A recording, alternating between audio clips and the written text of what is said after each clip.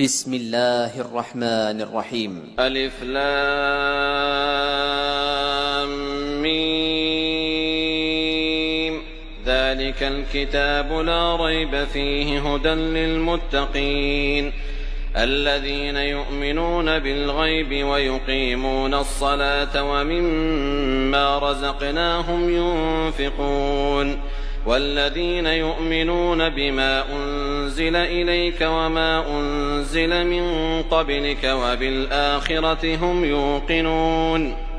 أولئك على هدى من ربهم وأولئك هم المفلحون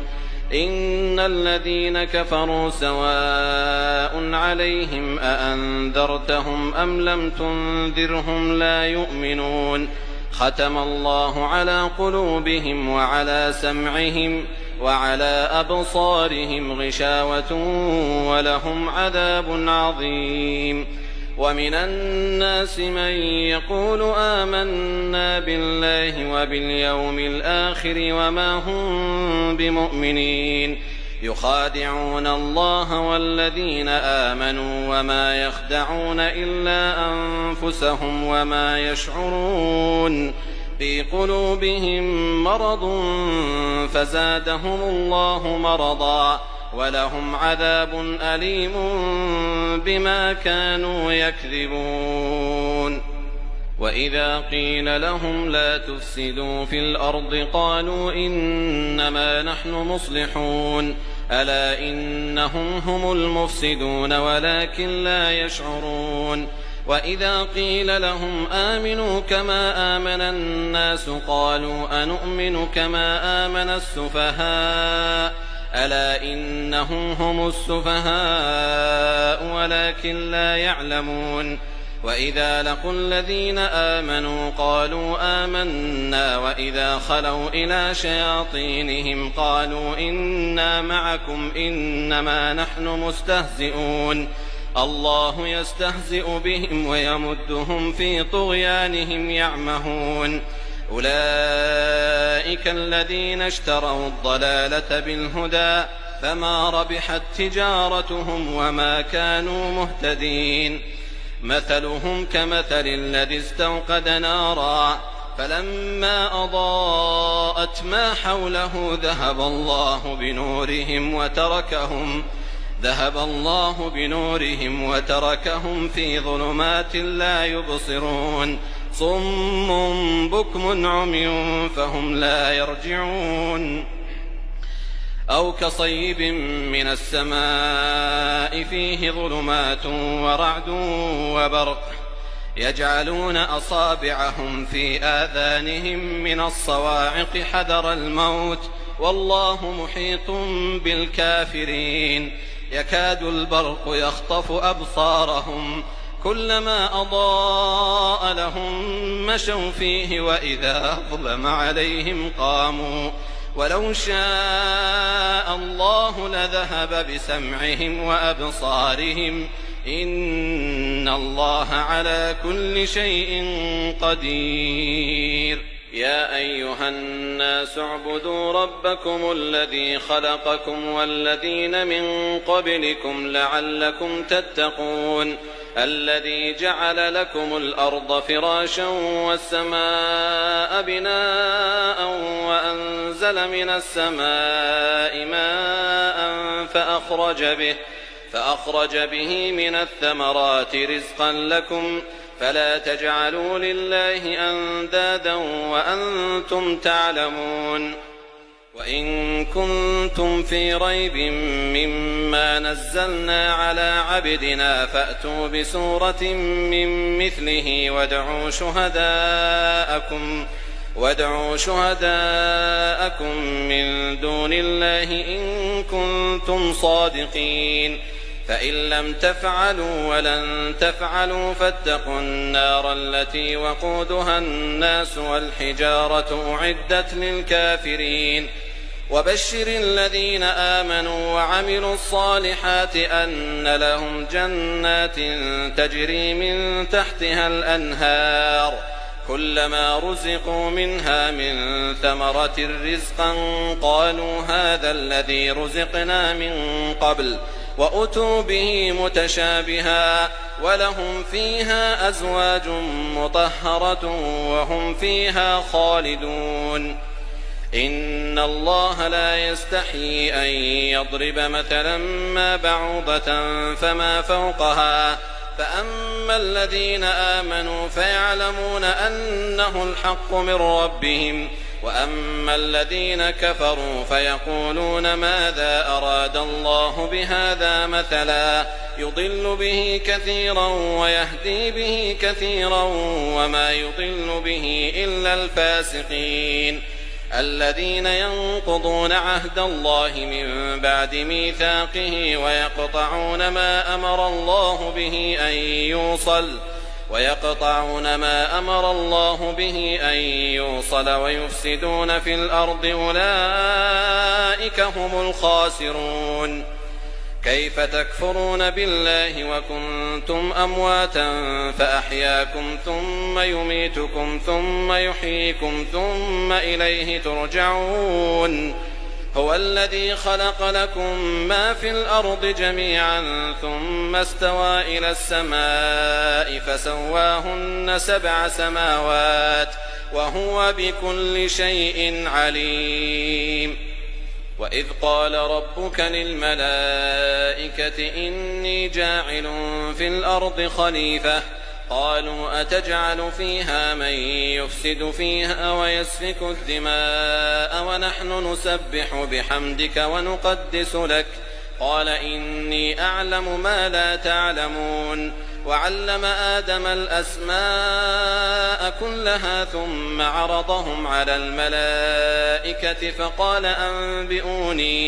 فقال أنبئوني بأسماء هؤلاء إن كنتم صادقين. قالوا سبحانك لا علم لنا إلا ما علمتنا إنك أنت العليم الحكيم. قال يا آدم أنبئهم بأسمائهم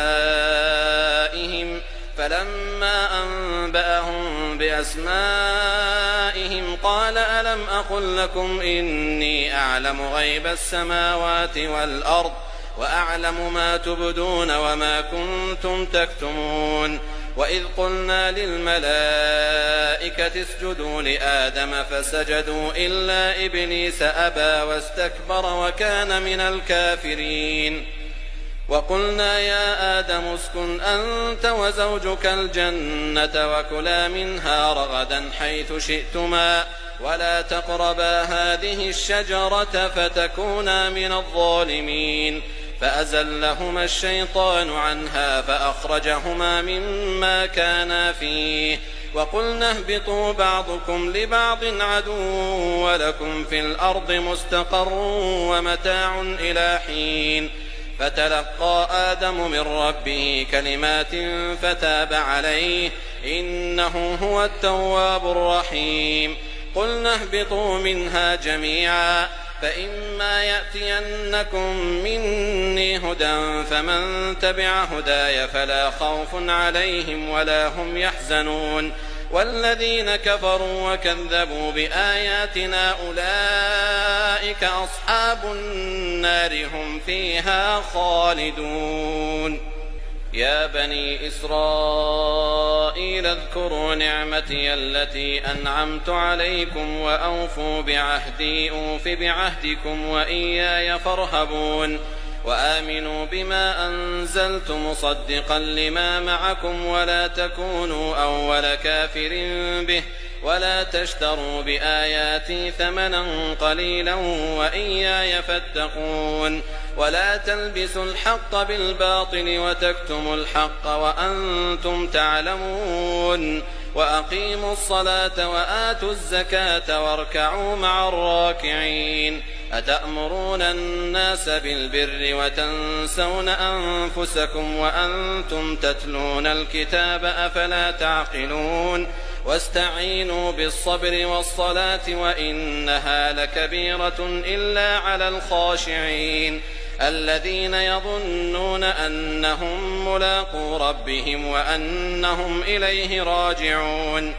يا بني إسرائيل اذكروا نعمتي التي أنعمت عليكم وأني فضلتكم على العالمين. واتقوا يوما لا تجزي نفس عن نفس شيئا ولا يقبل منها شفاعة ولا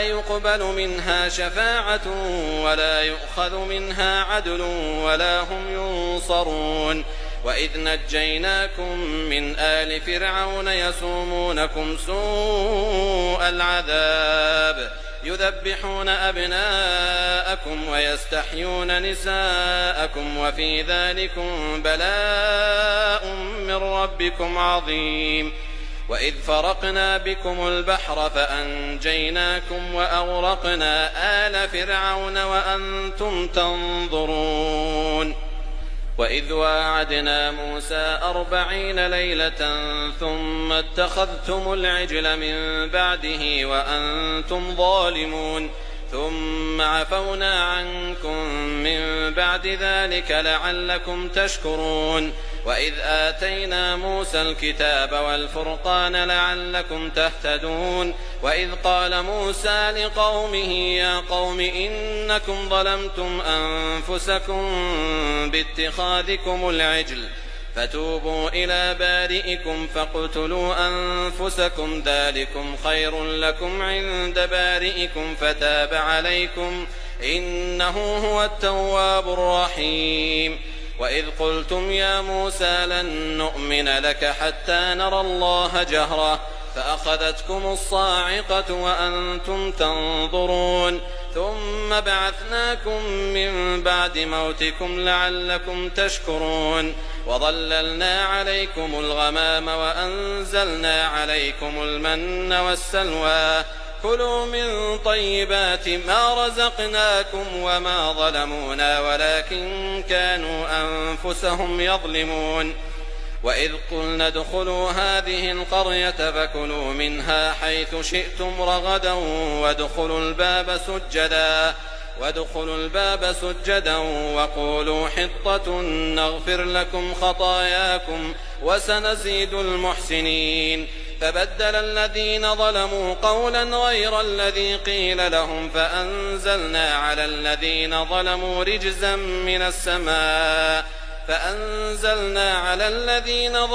رجزا من السماء بما كانوا يفسقون. وإذ استسقى موسى لقومه فقلنا اضرب بعصاك الحجر فانفجرت منه 12 عينا قد علم كل أناس مشربهم كلوا واشربوا من رزق الله ولا تعثوا في الأرض مفسدين. وإذ قلتم يا موسى لن نصبر على طعام واحد فادع لنا ربك يخرج لنا مما تنبت الأرض من بقلها وقثائها وفومها وعدسها وبصلها قال أتستبدلون الذي هو أدنى بالذي هو خير اهبطوا مصرا فإن لكم ما سألتم وضربت عليهم الذلة والمسكنة وباءوا بغضب من الله ذلك بأنهم كانوا يكفرون بآيات الله ويقتلون النبيين بغير الحق ذلك بما عصوا وكانوا يعتدون. إن الذين آمنوا والذين هادوا والنصارى والصابئين من آمن بالله واليوم الآخر وعمل صالحا فلهم أجرهم عند ربهم ولا خوف عليهم ولا هم يحزنون. وإذ أخذنا ميثاقكم ورفعنا فوقكم الطور خذوا ما آتيناكم بقوة واذكروا ما فيه لعلكم تتقون ثم توليتم من بعد ذلك فلولا فضل الله عليكم ورحمته لكنتم من الخاسرين. ولقد علمتم الذين اعتدوا منكم في السبت فقلنا لهم كونوا قردة خاسئين فجعلناها نكالا لما بين يديها وما خلفها وموعظة للمتقين. وإذ قال موسى لقومه إن الله يأمركم أن تذبحوا بقرة قالوا أتتخذنا هزوا قال أعوذ بالله أن أكون من الجاهلين.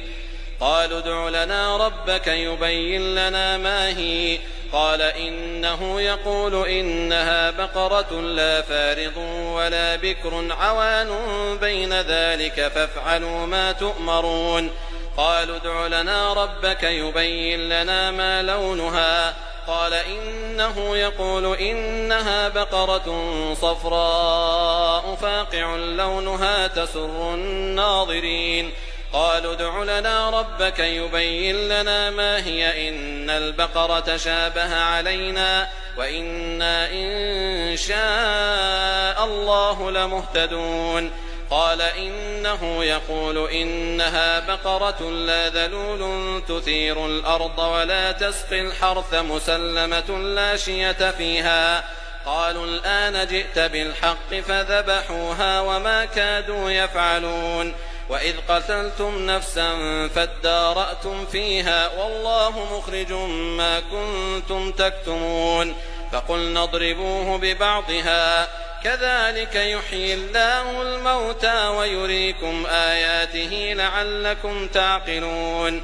ثم قست قلوبكم من بعد ذلك فهي كالحجارة أو أشد قسوة وإن من الحجارة لما يتفجر منه الأنهار وإن منها لما يشقق فيخرج منه الماء وإن منها لما يهبط من خشية الله وما الله بغافل عما تعملون.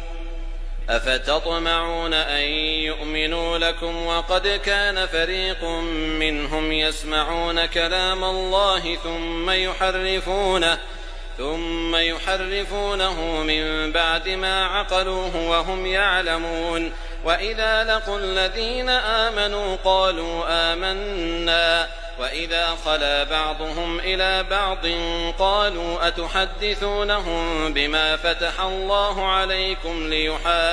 ليحاجوكم به عند ربكم أفلا تعقلون. أولا يعلمون أن الله يعلم ما يسرون وما يعلنون. ومنهم أميون لا يعلمون الكتاب إلا أماني وإن هم إلا يظنون. فويل للذين يكتبون الكتاب بأيديهم ثم يقولون هذا من عند الله ليشتروا به ثمنا قليلا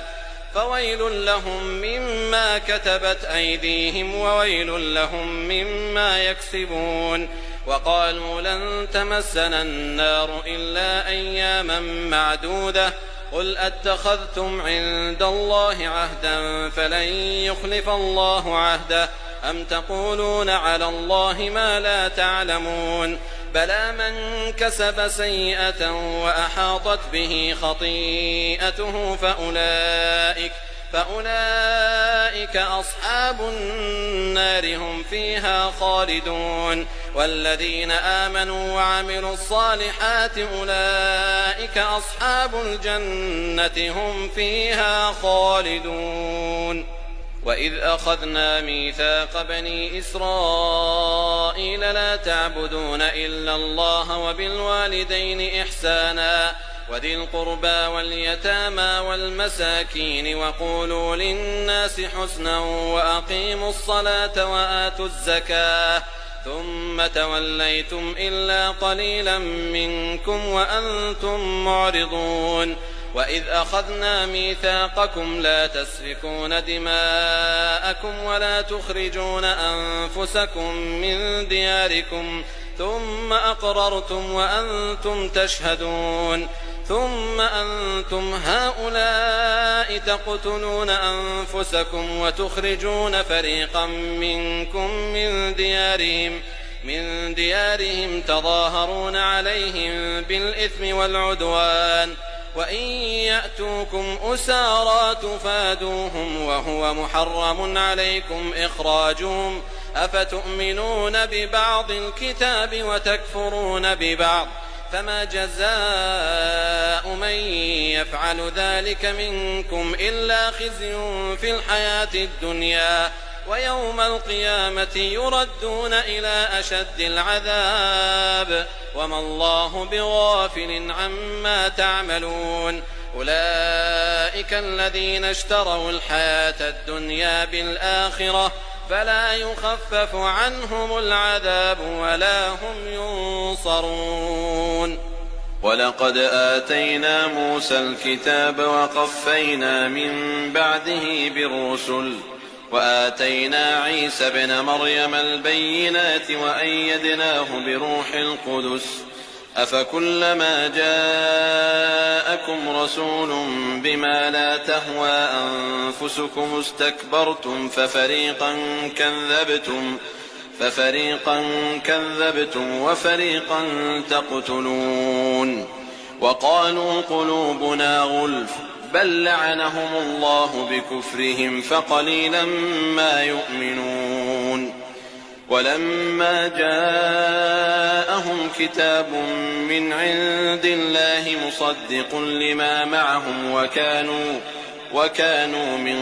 قبل يستفتحون على الذين كفروا فلما جاءهم ما عرفوا كفروا به فلعنة الله على الكافرين بئس ما اشتروا به أنفسهم أن يكفروا بما أنزل الله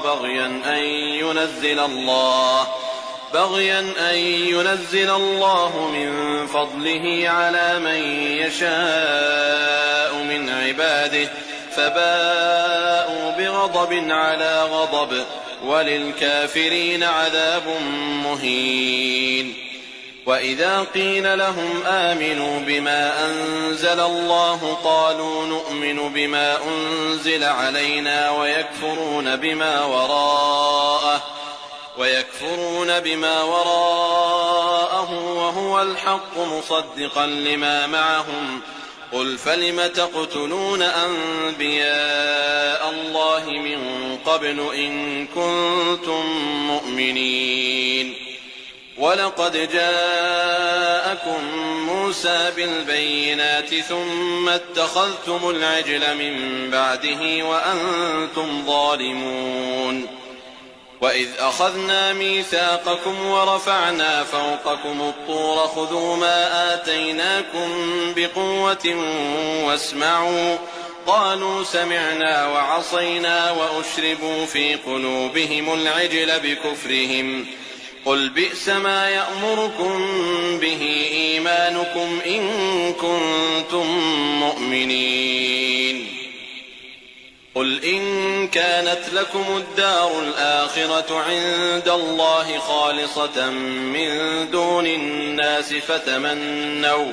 فتمنوا الموت إن كنتم صادقين ولن يتمنوه أبدا بما قدمت أيديهم والله عليم بالظالمين ولتجدنهم أحرص الناس على حياة ومن الذين أشركوا يود أحدهم لو يعمر 1000 سنة وما هو بمزحزحه من العذاب أن يعمر والله بصير بما يعملون قل من كان عدوا لجبريل فإنه نزله على قلبك بإذن الله مصدقا لما بين يديه وهدى وبشرى للمؤمنين من كان عدوا لله وملائكته ورسله وجبريل وميكال فإن الله عدو للكافرين ولقد أنزلنا إليك آيات بينات وما يكفر بها إلا الفاسقون أوكلما عاهدوا عهدا نبذه فريق منهم بل أكثرهم لا يؤمنون ولما جاءهم رسول من عند الله مصدق لما معهم نبذ فريق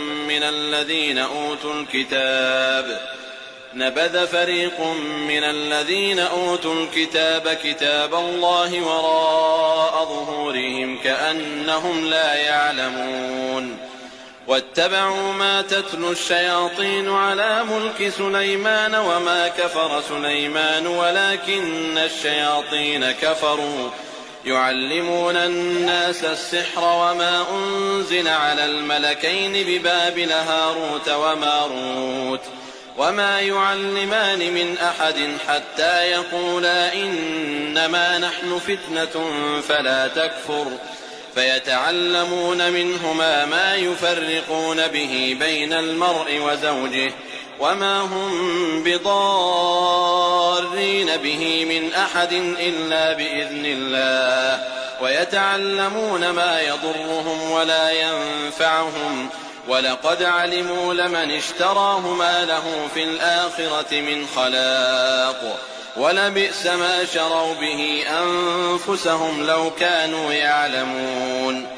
ولو أنهم آمنوا واتقوا لمثوبة من عند الله خير لو كانوا يعلمون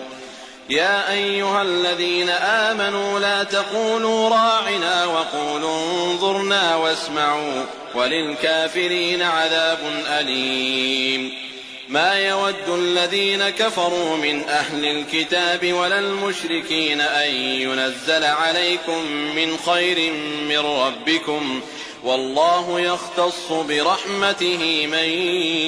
يشاء والله ذو الفضل العظيم ما ننسخ من آية أو ننسها نأت بخير منها أو مثلها ألم تعلم أن الله على كل شيء قدير ألم تعلم أن الله له ملك السماوات والأرض وما لكم من دون الله من ولي ولا نصير أم تريدون أن تسألوا رسولكم كما سئل موسى من قبل ومن يتبدل الكفر بالإيمان فقد ضل سواء السبيل ود كثير من أهل الكتاب لو يردونكم من بعد إيمانكم كفارا حسدا من عند أنفسهم من بعد ما تبين لهم الحق فاعفوا واصفحوا حتى يأتي الله بأمره إن الله على كل شيء قدير وأقيموا الصلاة وآتوا الزكاة وما تقدموا لأنفسكم من خير تجدوه عند الله إن الله بما تعملون بصير وقالوا لن يدخل الجنة إلا من كان هودا أو نصارى تلك أمانيهم قل هاتوا برهانكم إن كنتم صادقين بلى من أسلم وجهه لله وهو محسن فله أجره عند ربه ولا خوف عليهم ولا هم يحزنون وقالت اليهود ليست النصارى على شيء وقالت النصارى ليست اليهود على شيء وهم يتلون الكتاب كذلك قال الذين لا يعلمون مثل قولهم فالله يحكم بينهم يوم القيامة فيما كانوا فيه يختلفون ومن أظلم ممن منع مساجد الله أن يذكر فيها اسمه وسعى في خرابها أولئك ما كان لهم أن يدخلوها إلا خائفين لهم في الدنيا خزي ولهم في الآخرة عذاب عظيم ولله المشرق والمغرب فأينما تولوا فثم وجه الله إن الله واسع عليم وقالوا اتخذ الله ولدا سبحانه بل له ما في السماوات والأرض كل له قانتون بديع السماوات والأرض وإذا قضى أمرا فإنما يقول له كن فيكون وقال الذين لا يعلمون لولا يكلمنا الله أو تأتينا آية كذلك قال الذين من قبلهم مثل قولهم تشابهت قلوبهم قد بينا الآيات لقوم يوقنون إنا أرسلناك بالحق بشيرا ونذيرا ولا تسأل عن أصحاب الجحيم ولن ترضى عنك اليهود ولا النصارى حتى تتبع ملتهم قل إن هدى الله هو الهدى ولئن اتبعت أهواءهم بعد الذي جاءك من العلم ما لك من الله من ولي ولا نصير الذين آتيناهم الكتاب يتلونه حق تلاوته أولئك يؤمنون به ومن يكفر به فأولئك هم الخاسرون يا بني إسرائيل اذكروا نعمتي التي أنعمت عليكم وأني فضلتكم على العالمين واتقوا يوما لا تجزي نفس عن نفس شيئا ولا يقبل منها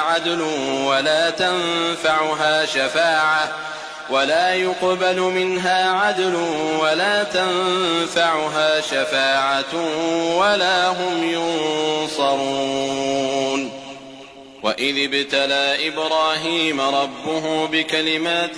فأتمهن قال إني جاعلك للناس إماما قال ومن ذريتي قال لا ينال عهد الظالمين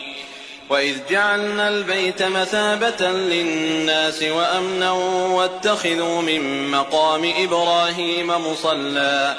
وعهدنا إلى إبراهيم وإسماعيل أن طهرا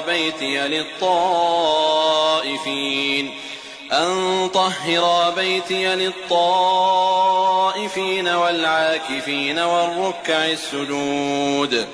وإذ قال إبراهيم رب اجعل هذا بلدا آمنا وارزق أهله من الثمرات من آمن منهم بالله واليوم الآخر قال ومن كفر فأمتعه قليلا ثم أضطره إلى عذاب النار وبئس المصير وإذ يرفع إبراهيم القواعد من البيت وإسماعيل ربنا تقبل منا إنك أنت السميع العليم ربنا واجعلنا مسلمين لك ومن ذريتنا أمة مسلمة لك وأرنا مناسكنا وتب علينا إنك أنت التواب الرحيم ربنا وابعث فيهم رسولا منهم يتلو عليهم آياتك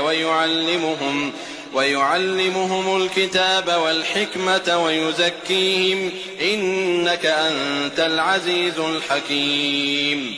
ومن يرغب عن ملة إبراهيم إلا من سفه نفسه ولقد اصطفيناه في الدنيا وإنه في الآخرة لمن الصالحين إذ قال له ربه أسلم قال أسلمت لرب العالمين ووصى بها إبراهيم بنيه ويعقوب يا بني إن الله اصطفى لكم الدين فلا تموتن إلا وأنتم مسلمون أم كنتم شهداء إذ حضر يعقوب الموت إذ قال لبنيه ما تعبدون من بعدي قالوا نعبد إلهك وإله آبائك إبراهيم وإسماعيل وإسحاق إلها واحدا ونحن له مسلمون تلك أمة قد خلت لها ما كسبت ولكم ما كسبتم ولا تسألون عما كانوا يعملون. وقالوا كونوا هودا أو نصارى تهتدوا قل بل ملة إبراهيم حنيفا وما كان من المشركين. قولوا آمنا بالله وما أنزل إلينا وما أنزل إلى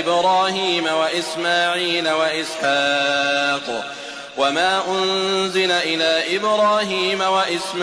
وإسحاق ويعقوب والأسباط وما أوتي موسى وعيسى وما أوتي النبيون من ربهم لا نفرق بين أحد منهم ونحن له مسلمون. فإن آمنوا بمثل ما آمنتم به فقد اهتدوا وإن تولوا فإنما هم في شقاق فسيكفيكهم الله وهو السميع العليم. صبغة الله ومن أحسن من الله صبغة ونحن له عابدون. قل أتحاجوننا في الله وهو ربنا وربكم ولنا أعمالنا ولكم أعمالكم ونحن له مخلصون. أم تقولون إن إبراهيم وإسماعيل وإسحاق ويعقوب والأسباط كانوا هودا أو نصارى قل أأنتم أعلم أم الله ومن أظلم ممن كتم شهادة عنده من الله وما الله بغافل عما تعملون. تلك أمة قد خلت لها ما كسبت ولكم ما كسبتم ولا تسألون عما كانوا يعملون. سيقول السفهاء من الناس ما ولاهم عن قبلتهم التي كانوا عليها قل لله المشرق والمغرب يهدي من يشاء إلى صراط مستقيم. وكذلك جعلناكم أمة وسطا لتكونوا شهداء على الناس ويكون الرسول عليكم شهيدا. وما جعلنا القبلة التي كنت عليها إلا لنعلم من يتبع الرسول ممن ينقلب على عقبيه وإن كانت لكبيرة إلا على الذين هدى الله وما كان الله ليضيع إيمانكم إن الله بالناس لرءوف رحيم. قد نرى تقلب وجهك في السماء فلنولينك قبلة ترضاها فول وجهك شطر المسجد الحرام وحيث ما كنتم فولوا وجوهكم شطره وإن الذين أوتوا الكتاب ليعلمون أنه الحق من ربهم وما الله بغافل عما يعملون. ولئن أتيت الذين أوتوا الكتاب بكل آية ما تبعوا قبلتك وما أنت بتابع قبلتهم وما بعضهم بتابع قبلة بعض ولئن اتبعت أهواءهم من بعد ما جاءك من العلم إنك إذا لمن الظالمين. الذين آتيناهم الكتاب يعرفونه كما يعرفون أبناءهم وإن فريقا منهم ليكتمون الحق وهم يعلمون. الحق من ربك فلا تكونن من الممترين. ولكل وجهة هو موليها فاستبقوا الخيرات أينما تكونوا يأت بكم الله جميعا إن الله على كل شيء قدير. ومن حيث خرجت فول وجهك شطر المسجد الحرام وإنه للحق من ربك وما الله بغافل عما تعملون. ومن حيث خرجت فول وجهك شطر المسجد الحرام وحيث ما كنتم فولوا وجوهكم شطره لئلا يكون للناس عليكم حجة إلا الذين ظلموا منهم فلا تخشوهم واخشوني ولأتم نعمتي عليكم ولعلكم تهتدون كما أرسلنا فيكم رسولا منكم يتلو عليكم آياتنا ويزكيكم ويعلمكم الكتاب والحكمة ويعلمكم ما لم تكونوا تعلمون فاذكروني أذكركم واشكروا لي ولا تكفرون يا أيها الذين آمنوا استعينوا بالصبر والصلاة إن الله مع الصابرين ولا تقولوا لمن يقتل في سبيل الله أموات بل أحياء ولكن لا تشعرون ولنبلونكم بشيء من الخوف والجوع ونقص من الأموال والأنفس والثمرات وبشر الصابرين الذين إذا أصابتهم مصيبة قالوا إنا لله وإنا إليه راجعون أولئك عليهم صلوات من ربهم ورحمة وأولئك هم المهتدون إن الصفا والمروة من شعائر الله فمن حج البيت أو اعتمر فلا جناح عليه أن يطوف بهما ومن تطوع خيرا فإن الله شاكر عليم إن الذين يكتمون ما أنزلنا من البينات والهدى من بعد ما بيناه للناس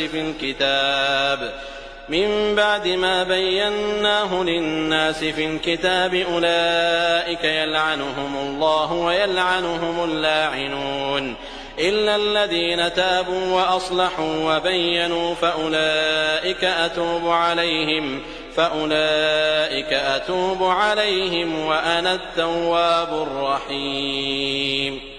إن الذين كفروا وماتوا وهم كفار أولئك عليهم لعنة الله والملائكة والناس أجمعين خالدين فيها لا يخفف عنهم العذاب ولا هم ينظرون وإلهكم إله واحد لا إله إلا هو الرحمن الرحيم إن في خلق السماوات والأرض واختلاف الليل والنهار والفلك التي تجري في البحر بما ينفع الناس وما أنزل الله من السماء من ماء فأحيا به الأرض بعد موتها وبث فيها من كل دابة وتصريف الرياح والسحاب المسخر بين السماء والأرض لآيات لقوم يعقلون ومن الناس من يتخذ من دون الله أندادا يحبونهم كحب الله والذين آمنوا أشد حبا لله ولو يرى الذين ظلموا إذ يرون العذاب أن القوة لله جميعا وأن الله شديد العذاب إذ تبرأ الذين اتبعوا من الذين اتبعوا ورأوا العذاب وتقطعت بهم الأسباب وقال الذين اتبعوا لو أن لنا كرة فنتبرأ منهم كما تبرأوا منا كذلك يريهم الله أعمالهم حسرات عليهم وما هم بخارجين من النار يا أيها الناس كلوا مما في الأرض حلالا طيبا ولا تتبعوا خطوات الشيطان إنه لكم عدو مبين إنما يأمركم بالسوء والفحشاء وأن تقولوا على الله ما لا تعلمون وإذا قيل لهم اتبعوا ما أنزل الله قالوا بل نتبع ما ألفينا عليه آباءنا أولو كان آباؤهم لا يعقلون شيئا ولا يهتدون ومثل الذين كفروا كمثل الذي ينعق بما لا يسمع إلا دعاء ونداء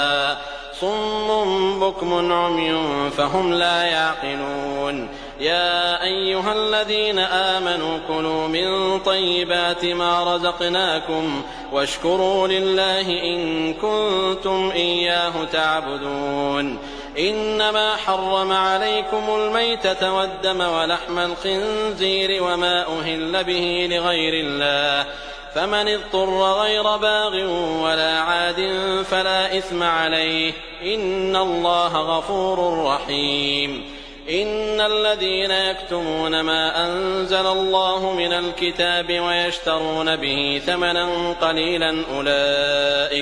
أولئك ما يأكلون في بطونهم إلا النار ولا يكلمهم الله يوم القيامة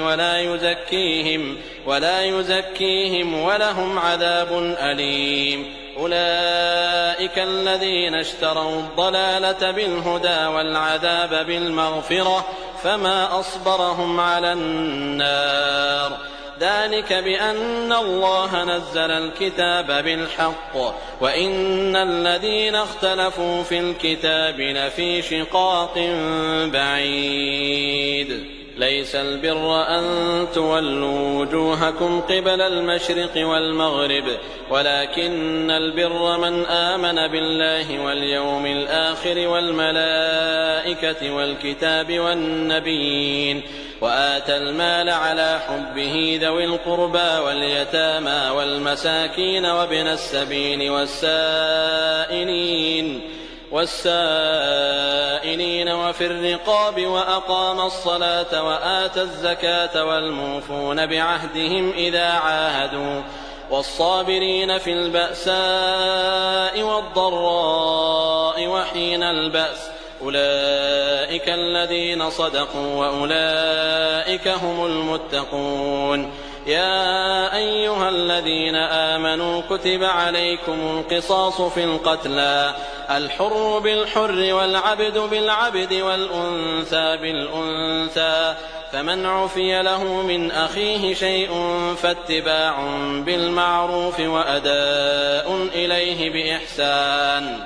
ذلك تخفيف من ربكم ورحمة فمن اعتدى بعد ذلك فله عذاب أليم ولكم في القصاص حياة يا أولي الألباب لعلكم تتقون كتب عليكم إذا حضر أحدكم الموت إن ترك خيرا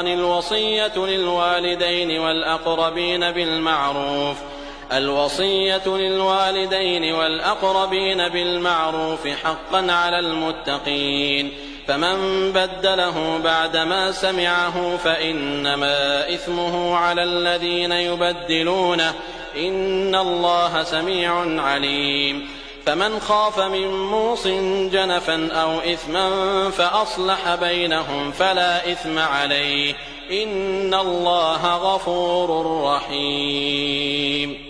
يا أيها الذين آمنوا كتب عليكم الصيام كما كتب على الذين من قبلكم لعلكم تتقون أياما معدودات فمن كان منكم مريضا أو على سفر فعدة من أيام أخر وعلى الذين يطيقونه فدية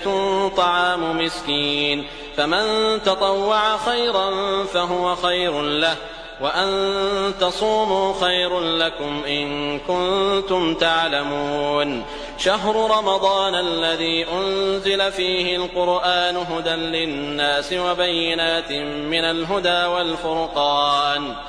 فمن شهد منكم الشهر فليصم ومن كان مريضا أو على سفر فعدة من أيام أخر يريد الله بكم اليسر ولا يريد بكم العسر ولتكملوا العدة ولتكبروا الله على ما هداكم ولعلكم تشكرون وإذا سألك عبادي عني فإني قريب أجيب دعوة الداع إذا دعان فليستجيبوا لي وليؤمنوا بي لعلهم يرشدون أحل لكم ليلة الصيام الرفث إلى نسائكم هن لباس لكم وأنتم لباس لهن علم الله أنكم كنتم تختانون أنفسكم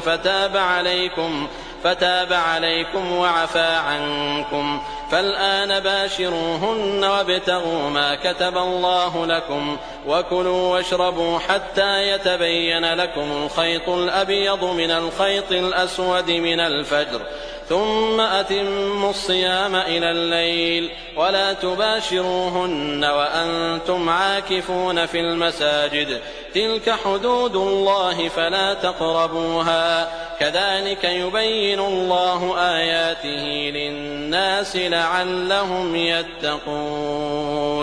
ولا تأكلوا أموالكم بينكم بالباطل وتدلوا بها إلى الحكام لتأكلوا فريقا من أموال الناس بالإثم وأنتم تعلمون. يسألونك عن الأهلة، قل هي مواقيت للناس والحج، وليس البر بأن تأتوا البيوت من ظهورها، ولكن البر من اتقى، وأتوا البيوت من أبوابها، واتقوا الله لعلكم تفلحون. وقاتلوا في سبيل الله الذين يقاتلونكم ولا تعتدوا، إن الله لا يحب المعتدين. واقتلوهم حيث ثقفتموهم وأخرجوهم من حيث أخرجوكم، والفتنة أشد من القتل، ولا تقاتلوهم عند المسجد الحرام حتى يقاتلوكم فيه، فإن قاتلوكم فاقتلوهم، كذلك جزاء الكافرين، فإن انتهوا فإن الله غفور رحيم. وقاتلوهم حتى لا تكون فتنة ويكون الدين لله، فإن انتهوا فلا عدوان إلا على الظالمين. الشهر الحرام بالشهر الحرام والحرمات قصاص، فمن اعتدى عليكم فاعتدوا عليه بمثل ما اعتدى عليكم، واتقوا الله واعلموا أن الله مع المتقين. وأنفقوا في سبيل الله ولا تلقوا بأيديكم إلى التهلكة وأحسنوا، إن الله يحب المحسنين. وأتموا الحج والعمرة لله، فإن أحصرتم فما استيسر من الهدي، ولا تحلقوا رؤوسكم حتى يبلغ الهدي محله، فمن كان منكم مريضا أو به أذى من رأسه ففدية من صيام أو صدقة أو نسك، فإذا أمنتم فمن تمتع بالعمرة إلى الحج فما استيسر من الهدي، فمن لم يجد فصيام 3 أيام في الحج و7 إذا رجعتم، تلك 10 كاملة، ذلك لمن لم يكن أهله حاضر المسجد الحرام. واتقوا الله واعلموا أن الله شديد العقاب. الحج أشهر معلومات، فمن فرض فيهن الحج فلا رفث ولا فسوق ولا جدال في الحج، وما تفعلوا من خير يعلمه الله، وتزودوا فإن خير الزاد التقوى، واتقون يا أولي الألباب. ليس عليكم جناح أن تبتغوا فضلا من ربكم، فإذا أفضتم من عرفات فاذكروا الله عند المشعر الحرام، واذكروه كما هداكم، وإن كنتم من قبله لمن الضالين. ثم أفيضوا من حيث أفاض الناس واستغفروا الله، إن الله غفور رحيم. فإذا قضيتم مناسككم فاذكروا الله كذكركم آباءكم أو أشد ذكرا، فمن الناس من يقول ربنا آتنا في الدنيا وما له في الآخرة من خلاق، ومنهم من يقول ربنا آتنا في الدنيا حسنة وفي الآخرة حسنة وقنا عذاب النار. أولئك لهم نصيب مما كسبوا والله سريع الحساب. واذكروا الله في أيام معدودات فمن تعجل في يومين فلا إثم عليه ومن تأخر فلا إثم عليه لمن اتقى واتقوا الله واعلموا أنكم إليه تحشرون. ومن الناس من يعجبك قوله في الحياة الدنيا ويشهد الله على ما في قلبه وهو ألد الخصام وإذا تولى سعى في الأرض ليفسد فيها ويهلك الحرث والنسل والله لا يحب الفساد. وإذا قيل له اتق الله أخذته العزة بالإثم فحسبه جهنم ولبئس المهاد. ومن الناس من يشري نفسه ابتغاء مرضات الله والله رءوف بالعباد. يا أيها الذين آمنوا ادخلوا في السلم كافة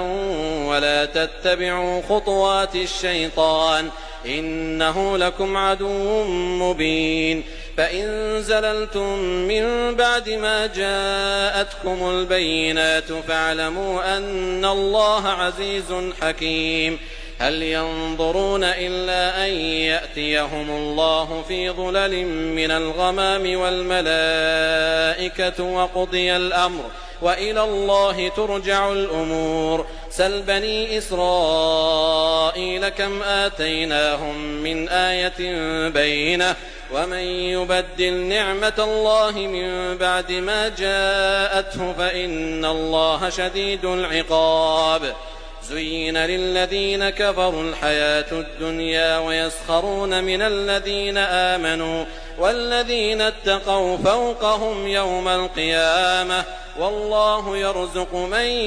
يشاء بغير حساب. كان الناس أمة واحدة فبعث الله النبيين مبشرين ومنذرين وأنزل معهم الكتاب بالحق ليحكم بين الناس فيما اختلفوا فيه وما اختلف فيه إلا الذين أوتوه من بعد ما جاءتهم البينات بغيا بينهم فهدى الله الذين آمنوا لما اختلفوا فيه من الحق بإذنه والله يهدي من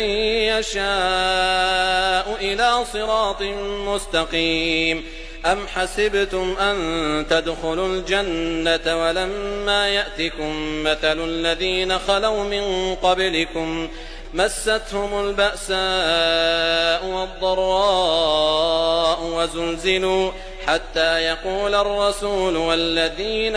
آمنوا معه متى نصر الله ألا إن نصر الله قريب. يسألونك ماذا ينفقون قل ما أنفقتم من خير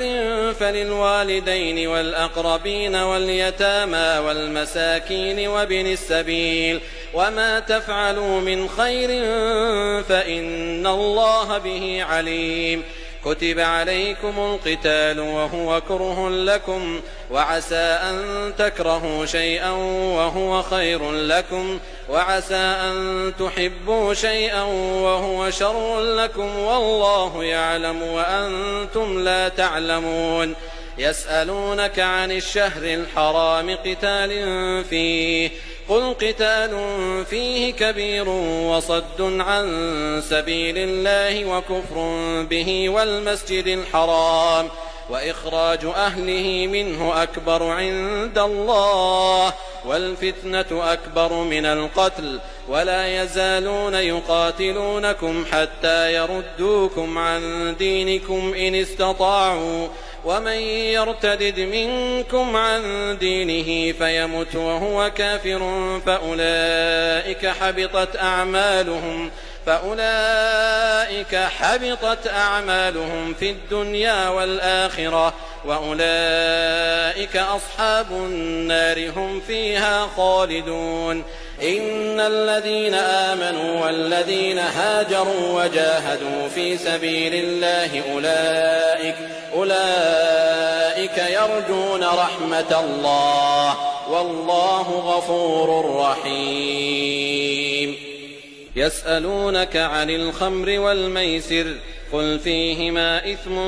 كبير ومنافع للناس وإثمهما أكبر من نفعهما ويسألونك ماذا ينفقون قل العفو كذلك يبين الله لكم الآيات لعلكم تتذكرون في الدنيا والآخرة. ويسألونك عن اليتامى قل إصلاح لهم خير وإن تخالطوهم فإخوانكم والله يعلم المفسد من المصلح ولو شاء الله لأعنتكم إن الله عزيز حكيم. ولا تنكحوا المشركات حتى يؤمن ولأمة مؤمنة خير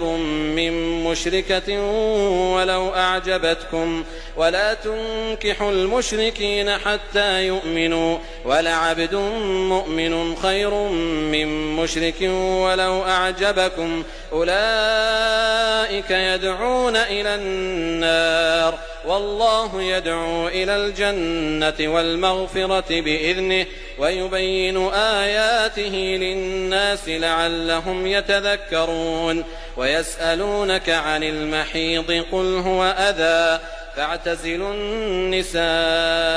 في المحيض ولا تقربوهن حتى يطهرن فإذا تطهرن فأتوهن من حيث أمركم الله إن الله يحب التوابين ويحب المتطهرين. نساؤكم حرث لكم فأتوا حرثكم أنى شئتم وقدموا لأنفسكم واتقوا الله واعلموا أنكم ملاقوه وبشر المؤمنين. ولا تجعلوا الله عرضة لأيمانكم أن تبروا وتتقوا وتصلحوا بين الناس والله سميع عليم. لا يؤاخذكم الله باللغو في أيمانكم ولكن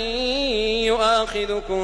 بما كسبت قلوبكم والله غفور حليم. للذين يؤلون من نسائهم تربص 4 أشهر فإن فاءوا فإن الله غفور رحيم. وإن عزموا الطلاق فإن الله سميع عليم. والمطلقات يتربصن بأنفسهن 3 قروء ولا يحل لهن أن يكتمن ما خلق الله في أرحامهن إن كن يؤمن بالله واليوم الآخر وبعولتهن أحق بردهن في ذلك إن أرادوا إصلاحا ولهن مثل الذي عليهن بالمعروف وللرجال عليهن درجة والله عزيز حكيم. الطلاق 2 فإمساك بمعروف أو تسريح بإحسان. ولا يحل لكم أن تأخذوا مما آتيتموهن شيئا إلا أن يخافا ألا يقيما حدود الله فإن خفتم ألا يقيما حدود الله فلا جناح عليهما فيما افتدت به تلك حدود الله فلا تعتدوها ومن يتعد حدود الله فأولئك هم الظالمون. فإن طلقها فلا تحل له من بعد حتى تنكح زوجا غيره فإن طلقها فلا جناح عليهما أن يتراجعا إن ظنا أن يقيما حدود الله وتلك حدود الله يبينها لقوم يعلمون. وإذا طلقتم النساء فبلغن أجلهن فأمسكوهن بمعروف أو سرحوهن بمعروف ولا تمسكوهن ضرارا لتعتدوا ومن يفعل ذلك فقد ظلم نفسه ولا تتخذوا آيات الله هزوا واذكروا نعمة الله عليكم وما أنزل عليكم من الكتاب والحكمة يعظكم به واتقوا الله واعلموا أن الله بكل شيء عليم. وإذا طلقتم النساء فبلغن أجلهن فلا تعضلوهن أن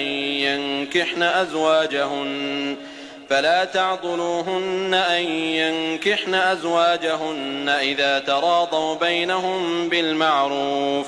ذلك يوعظ به من كان منكم يؤمن بالله واليوم الآخر ذلكم أزكى لكم وأطهر والله يعلم وأنتم لا تعلمون. والوالدات يرضعن أولادهن حولين كاملين لمن أراد أن يتم الرضاعة وعلى المولود له رزقهن وكسوتهن بالمعروف لا تكلف نفس إلا وسعها لا تضار والدة بولدها ولا مولود له بولده وعلى الوارث مثل ذلك فإن أرادا فصالا عن تراض منهما وتشاور فلا جناح عليهما وإن أردتم أن تسترضعوا أولادكم فلا جناح عليكم إذا سلمتم ما آتيتم بالمعروف واتقوا الله واعلموا أن الله بما تعملون بصير. والذين يتوفون منكم ويذرون أزواجا يتربصن بأنفسهن 4 أشهر وعشرا فإذا بلغن أجلهن فلا جناح عليكم فيما فعلن في أنفسهن بالمعروف والله بما تعملون خبير. ولا جناح عليكم فيما عرضتم به من خطبة النساء أو أكننتم في أنفسكم علم الله أنكم ستذكرونهن ولكن لا تواعدوهن سرا إلا أن تقولوا قولا معروفا ولا تعزموا عقدة النكاح حتى يبلغ الكتاب أجله واعلموا أن الله يعلم ما في أنفسكم فاحذروه واعلموا أن الله غفور حليم. لا جناح عليكم إن طلقتم النساء ما لم تمسوهن أو تفرضوا لهن فريضة ومتعوهن على الموسع قدره وعلى المقتر قدره متاعا بالمعروف حقا على المحسنين. وإن طلقتموهن من قبل أن تمسوهن وقد فرضتم لهن فريضة فنصف ما فرضتم إلا أن يعفون أو يعفو الذي بيده عقدة النكاح وأن تعفوا أقرب للتقوى ولا تنسوا الفضل بينكم إن الله بما تعملون بصير. حافظوا على الصلوات والصلاة الوسطى وقوموا لله قانتين. فإن خفتم فرجالا أو ركبانا فإذا أمنتم فاذكروا الله كما علمكم ما لم تكونوا تعلمون. والذين يتوفون منكم ويذرون أزواجا وصية لأزواجهم متاعا إلى الحول غير إخراج فإن خرجن فلا جناح عليكم فيما فعلن في أنفسهن من معروف والله عزيز حكيم. وللمطلقات متاع بالمعروف حقا على المتقين كذلك يبين الله لكم آياته لعلكم تعقلون. ألم تر إلى الذين خرجوا من ديارهم وهم ألوف حذر الموت فقال لهم الله موتوا ثم أحياهم إن الله لذو فضل على الناس ولكن أكثر الناس لا يشكرون. وقاتلوا في سبيل الله واعلموا أن الله سميع عليم. من ذا الذي يقرض الله قرضا حسنا فيضاعفه له أضعافا كثيرة والله يقبض ويبسط وإليه ترجعون. ألم تر إلى الملأ من بني إسرائيل من بعد موسى إذ قالوا لنبي لهم ابعث لنا ملكا نقاتل في سبيل الله قال هل عسيتم إن كتب عليكم القتال ألا تقاتلوا قالوا وما لنا ألا نقاتل في سبيل الله وقد أخرجنا من ديارنا وأبنائنا فلما كتب عليهم القتال تولوا إلا قليلا منهم والله عليم بالظالمين. وقال لهم نبيهم إن الله قد بعث لكم طالوت ملكا قالوا أنى يكون له الملك علينا ونحن أحق بالملك منه ولم يؤت سعة من المال قال إن الله اصطفاه عليكم وزاده بسطة في العلم والجسم والله يؤتي ملكه من يشاء والله واسع عليم. وقال لهم نبيهم إن آية ملكه أن يأتيكم التابوت فيه سكينة من ربكم وبقية مما ترك آل موسى وآل هارون تحمله الملائكة إن في ذلك لآية لكم إن كنتم مؤمنين. فلما فصل طالوت بالجنود قال إن الله مبتليكم بنهر فمن شرب منه فليس مني ومن لم يطعمه فإنه مني إلا من اغترف غرفة بيده فشربوا منه إلا قليلا منهم فلما جاوزه هو والذين آمنوا معه قالوا لا طاقة لنا اليوم بجالوت وجنوده قال الذين يظنون أنهم ملاقو الله كم من فئة قليلة غلبت فئة كثيرة بإذن الله والله مع الصابرين.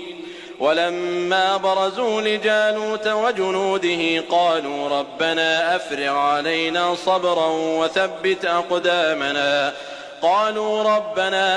علينا صبرا وثبت أقدامنا وانصرنا على القوم الكافرين فهزموهم بإذن الله وقتل داود جالوت وآتاه الله الملك والحكمة وعلمه مما يشاء ولولا دفع الله الناس بعضهم ببعض لفسدت الأرض ولكن الله ذو فضل على العالمين. تلك آيات الله نتلوها عليك بالحق وإنك لمن المرسلين. تلك الرسل فضلنا بعضهم على بعض منهم من كلم الله ورفع بعضهم درجات وآتينا عيسى ابن مريم البينات وأيدناه بروح القدس ولو شاء الله ما اقتتل الذين من بعدهم من بعد ما جاءتهم البينات ولكن اختلفوا فمنهم من آمن ومنهم من كفر ولو شاء الله ما اقتتلوا ولكن الله يفعل ما يريد. يا أيها الذين آمنوا أنفقوا مما رزقناكم من قبل أن يأتي يوم لا بيع فيه ولا خلة ولا شفاعة والكافرون هم الظالمون. الله لا إله إلا هو الحي القيوم لا تأخذه سنة ولا نوم له ما في السماوات وما في الأرض من ذا الذي يشفع عنده إلا بإذنه يعلم ما بين أيديهم وما خلفهم ولا يحيطون بشيء من علمه إلا بما شاء وسع كرسيه السماوات والأرض ولا يئوده حفظهما وهو العلي العظيم. لا إكراه في الدين قد تبين الرشد من الغي،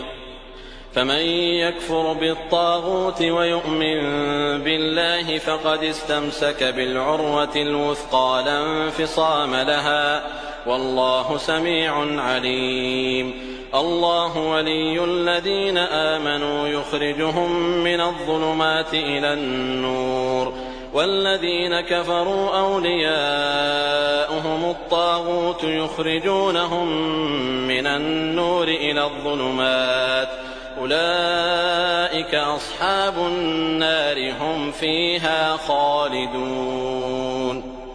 ألم تر إلى الذي حاج إبراهيم في ربه أن آتاه الله الملك إذ قال إبراهيم ربي الذي يحيي ويميت قال أنا أحيي وأميت قال إبراهيم فإن الله يأتي بالشمس من المشرق فأت بها من المغرب فبهت الذي كفر والله لا يهدي القوم الظالمين. أو كالذي مر على قرية وهي خاوية على عروشها قال أنى يحيي هذه الله بعد موتها فأماته الله 100 عام ثم بعثه قال كم لبثت قال لبثت يوما أو بعض يوم قال بل لبثت 100 عام فانظر إلى طعامك وشرابك لم يتسنه وانظر إلى حمارك ولنجعلك آية للناس وانظر إلى العظام كيف ننشزها ثم نكسوها لحما فلما تبين له قال أعلم أن الله على كل شيء قدير. وإذ قال إبراهيم رب أرني كيف تحيي الموتى قال أولم تؤمن قال بلى ولكن ليطمئن قلبي قال فخذ 4 من الطير فصرهن إليك ثم اجعل على كل جبل منهن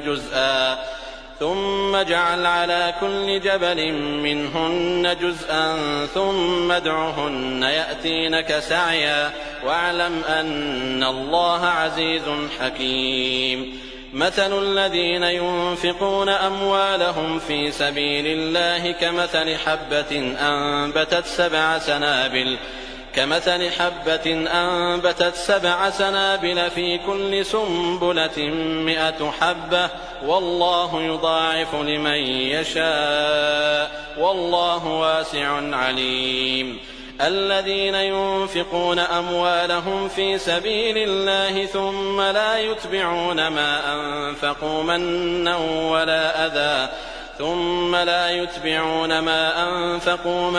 ولا أذى لهم أجرهم عند ربهم ولا خوف عليهم ولا هم يحزنون. قول معروف ومغفرة خير من صدقة يتبعها أذى والله غني حليم. يا أيها الذين آمنوا لا تبطلوا صدقاتكم بالمن والأذى كالذي ينفق ماله رئاء الناس ولا يؤمن بالله واليوم الآخر فمثله كمثل صفوان عليه تراب فأصابه وابل فتركه صلدا لا يقدرون على شيء مما كسبوا والله لا يهدي القوم الكافرين. ومثل الذين ينفقون أموالهم ابتغاء مرضات الله وتثبيتا من أنفسهم كمثل جنة بربوة أصابها وابل فآتت أكلها ضعفين فإن لم يصبها وابل فطل والله بما تعملون بصير. أيود أحدكم أن تكون له جنة من نخيل وأعناب تجري من تحتها الأنهار له فيها من كل الثمرات وأصابه الكبر وله ذرية ضعفاء فأصابها إعصار فيه نار فاحترقت كذلك يبين الله لكم الآيات لعلكم تتفكرون يا أيها الذين آمنوا أنفقوا من طيبات ما كسبتم ومما أخرجنا لكم من الأرض ولا تيمموا الخبيث منه تنفقون ولستم بآخذيه إلا أن تغمضوا فيه واعلموا أن الله غني حميد الشيطان يعدكم الفقر ويأمركم بالفحشاء والله يعدكم مغفرة منه وفضلا والله واسع عليم يؤتي الحكمة من يشاء ومن يؤت الحكمة فقد أوتي خيرا كثيرا وما يذكر إلا أولو الألباب وما أنفقتم من نفقة أو نذرتم من نذر فإن الله يعلمه وما للظالمين من أنصار إن تبدوا الصدقات فنعما هي وإن تخفوها وتؤتوها الفقراء فهو خير لكم ويكفر عنكم من سيئاتكم والله بما تعملون خبير ليس عليك هداهم ولكن الله يهدي من يشاء وما تنفقوا من خير فلأنفسكم وما تنفقون إلا ابتغاء وجه الله وما تنفقوا من خير يوفى إليكم وأنتم لا تظلمون للفقراء الذين أحصروا في سبيل الله لا يستطيعون ضربا في الأرض يحسبهم الجاهل أغنياء من التعفف تعرفهم بسيماهم لا يسألون الناس إلحافا وما تنفقوا من خير فإن الله به عليم الذين ينفقون أموالهم بالليل والنهار سرا وعلانية فلهم أجرهم عند ربهم ولا خوف عليهم ولا هم يحزنون الذين يأكلون الربا لا يقومون إلا كما يقوم الذي يتخبطه الشيطان من المس ذلك بأنهم قالوا إنما البيع مثل الربا وأحل الله البيع وحرم الربا فمن جاءه موعظة من ربه فانتهى فله ما سلف وأمره إلى الله ومن عاد فأولئك أصحاب النار هم فيها خالدون يمحق الله الربا ويربي الصدقات والله لا يحب كل كفار أثيم إن الذين آمنوا وعملوا الصالحات وأقاموا الصلاة وآتوا الزكاة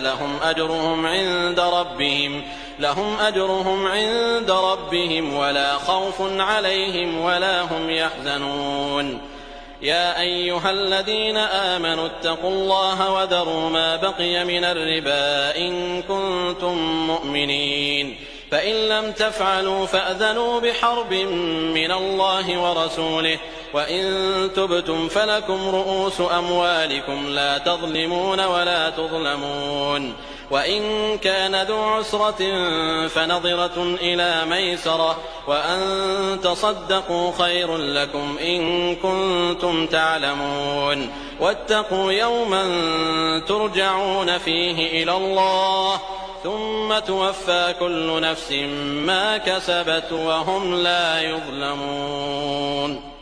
يا أيها الذين آمنوا إذا تداينتم بدين إلى أجل مسمى فاكتبوه وليكتب بينكم كاتب بالعدل ولا يأب كاتب أن يكتب كما علمه الله فليكتب وليملل الذي عليه الحق وليتق الله ربه ولا يبخس منه شيئا فإن كان الذي عليه الحق سفيها أو ضعيفا أو لا يستطيع أن يمل هو فليملل وليه بالعدل واستشهدوا شهيدين من رجالكم فإن لم يكونا رجلين فرجل وامرأتان ممن ترضون من الشهداء أن تضل إحداهما فتذكر إحداهما الأخرى ولا يأبى الشهداء إذا ما دعوا ولا تسأموا أن تكتبوه صغيرا أو كبيرا إلى أجله ذلكم أقسط عند الله وأقوم للشهادة وأدنى ألا ترتابوا إلا أن تكون تجارة حاضرة تديرونها بينكم فليس عليكم جناح ألا تكتبوها وأشهدوا إذا تبايعتم ولا يضار كاتب ولا شهيد وإن تفعلوا فإنه فسوق بكم واتقوا الله ويعلمكم الله والله بكل شيء عليم. وإن كنتم على سفر ولم تجدوا كاتبا فرهان مقبوضة فإن أمن بعضكم بعضا فليؤد الذي اؤتمن أمانته وليتق الله ربه ولا تكتموا الشهادة ومن يكتمها فإنه آثم قلبه والله بما تعملون عليم. لله ما في السماوات وما في الأرض وإن تبدوا ما في أنفسكم أو تخفوه يحاسبكم به الله فيغفر لمن يشاء ويعذب من يشاء والله على كل شيء قدير. آمن الرسول بما أنزل إليه من ربه والمؤمنون كل آمن بالله وملائكته وكتبه ورسله لا نفرق بين أحد من رسله وقالوا سمعنا وأطعنا غفرانك ربنا وإليك المصير. لا يكلف الله نفسا إلا وسعها لها ما كسبت وعليها ما اكتسبت ربنا لا تؤاخذنا إن نسينا أو أخطأنا ربنا ولا تحمل علينا إصرا كما حملته على الذين من قبلنا ربنا ولا تحملنا ما لا طاقة لنا به واعف عنا واغفر لنا وارحمنا أنت مولانا فانصرنا على القوم الكافرين.